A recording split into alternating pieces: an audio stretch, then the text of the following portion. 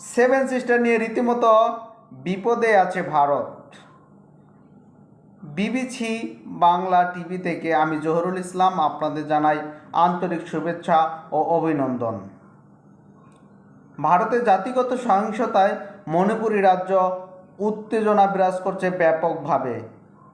গতকাল পর্যন্ত খবর পাওয়া গেছে কুকি নাগরিক একজন নিহত হয়েছে বিদ্রোহীদের হামলায়।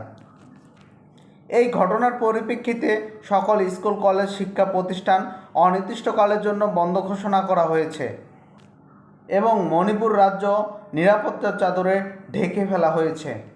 অন্যদিকে মণিপুরের স্কুল কলেজের শিক্ষার্থীরা ভারতের পতাকা নামিয়ে 7 রঙের সেভেন সিস্টারের পতাকা উত্তোলন করছে, এরকমও দৃশ্য দেখা যাচ্ছে। অপরদিকে চীনের সৈন্য ভারতের দিকে অগ্রসর হচ্ছে। সব মিলিয়ে ভারতের অবস্থা বর্তমানে দুর্বিষহ।